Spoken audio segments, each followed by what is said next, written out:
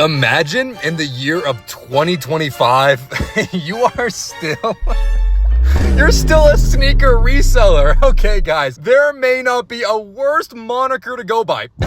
Wait. Actually, I can think of one. That being a full-time sneaker reseller.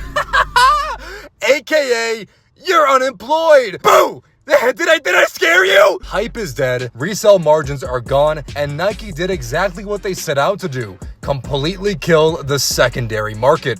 And honestly, it worked. A few years ago, Nike went nuclear, like full-on Iran-level sanctions on these now impoverished sneaker resellers. In late 2022, they publicly announced new rules targeting bots and suspicious buyers. Orders would get canceled, accounts banned, and if it looked like you were flipping pairs instantly, your entire buying history could be flagged. Nike basically created their own sneaker surveillance state. Retail employees were allegedly told to profile people who, quote, looked like resellers, usually that being if they were overweight, had a horrible sense of style, and reeked of their own foul body odor. And if Nike couldn't get more authoritative, they would wipe your sneakers account, your credit score would drop by 300 points, and before you know it, you're in a hard labor prison camp, forced to hand glue Panda Dunks for eternity. Sneaker resellers are created when scarcity meets opportunity and when hype creates demand. When Nike would release a scarce and exclusive sneaker, resellers would capitalize, buying in bulk, often unfairly, using bots or connections to control the supply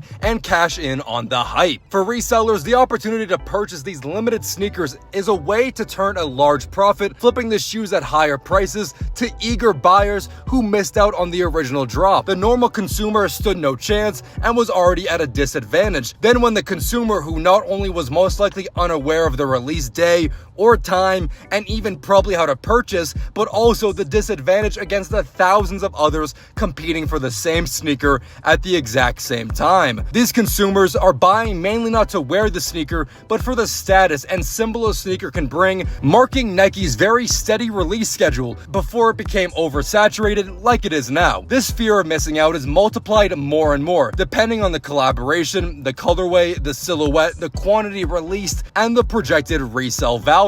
This immediate demand from these brainless bot consumers that collectively rises due to everyone purchasing in some hive mind mentality that I really can't explain. But how long does this really last? I mean, look, rarely are these sneakers even breaking the retail value. This is just all Air Jordan 1s going below retail right now. I mean, this is just insane comparisons to what we were seeing just 5 years ago. Now, it's a great thing that these resellers are slowly going extinct, but the impact they left will forever be felt in the community. As a result, sneakers are reduced to mere commodities, stripped of the identity and the expression they once represented. But what happens when these consumers simply move on to the next thing that feeds their materialistic appetites? The moment sneakers no longer serve as that beacon of social status and a flex, these trend chasers abandon them immediately, leaving behind a hollow market and a diluted culture. The resale bubble pops, hype dies, and the true community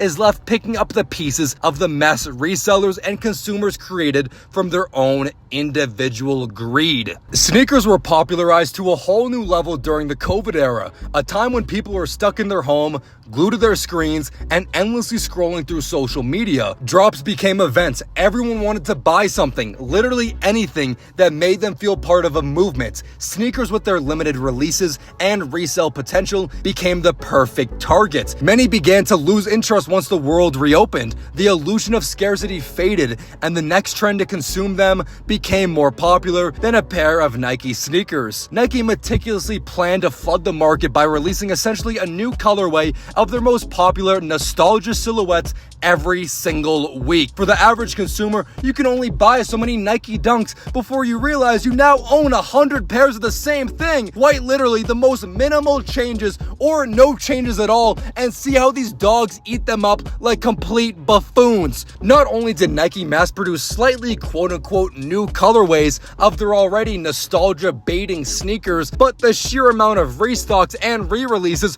only tanked the appeal, that being something rare and a sought-after desire. And while they were flooding the market, their quality took a nosedive. The materials got cheaper, the glue got sloppier, some pairs would even arrive with some Chinese mold and fungus covering them. But hey, who cares about quality when the drops never stop? Right? The quantity of these once hyped sneakers would soon leave them sitting on outlet shelves, and for once highly sought after silhouettes, you could walk into your local mall and find them sitting there at retail price. The fact that all of this came during a time when the country was facing an economic downturn feels like Nike was just throwing gasoline on an already burning fire and wanted to scorch earth on all of these sneaker resellers. Consumers were tired of trying to keep up, and tired of chasing drops that really didn't feel special at all. Nike's illusion of scarcity started to crumble, and with it, so did the profit margins of these sneaker resellers. The 2020 glory days, where almost any somewhat limited Nike sneaker could drop and be flipped for profit. But it's 2025 now, and now if we look at the general consensus of resale value of these sneakers, it's all gone. Why? Resellers couldn't flip for profit, and once resale prices flatlined on the majority of sneakers, consumers stopped caring. The hype dried up. For many buyers, it was really never about the sneaker. It was once again about the status, about belonging, about buying your way into social media likes and attention. This is the root of modern consumerism, the belief that to matter socially, you have to own what everyone else is chasing, where value isn't based on personal taste or cultural meaning, but on visibility and trend alignment. You don't buy the sneaker because you love it. You buy it because everyone else is, and not buying it makes you feel like you're falling behind. It's actually performative consumption, the illusion of identity sold through limited drops and viral marketing. So what happens when the consumers, the ones who are unknowingly fueling the reseller economy, finally pivot to the next socially trendable thing?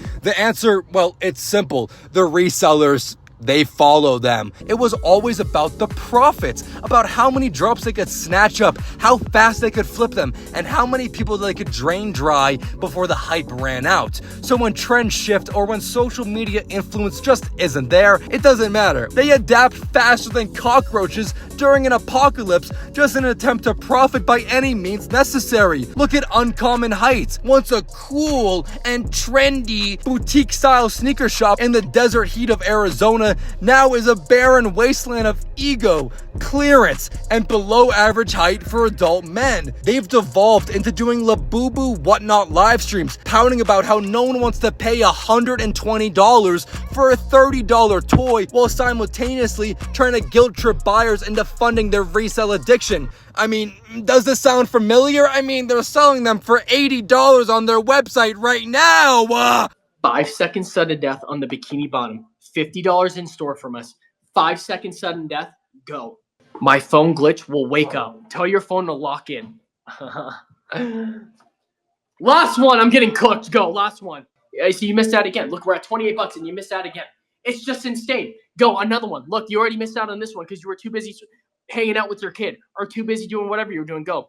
Y'all are tripping, right? But still want to be greedy and beg for any sort of fucking any more money on these streams. It's honestly insane how far and how collective this greed really is with all of these resellers. Just get a fucking job, losers! Now, this exact playbook is used with whatever they need to sell, even, God forbid, Labubus. It's manipulative psychological warfare orchestrated by resellers' greed, who then exploit trend-chasing consumers who don't realize they're being conned, and they're too stupid to realize that they're just buying in for their own hype, not really because they care about whatever the fuck this looks like. And the same thing can be said for sneakers, considering most of us have only a pair of feet. They're taking advantage of desperate people price gouging toys and sneakers alike, feeding off the same emotional impulse, the fear of missing out, the need to fit in. But this model only works for so damn long. We're now seeing the full aftermath of the reseller gold rush, a hollowed out sneaker community where there is really no culture anymore. Eventually, the bubble pops, margins shrink, interest fades, and the next socially acceptable, trend-approved product takes the spotlight. When that happens, these resellers pivot instantly, ready to drain the next market dry. Because, once again, it's never about the sneakers. It's about chasing whatever is the most profitable, no matter how shallow, ridiculous, or soulless it may be.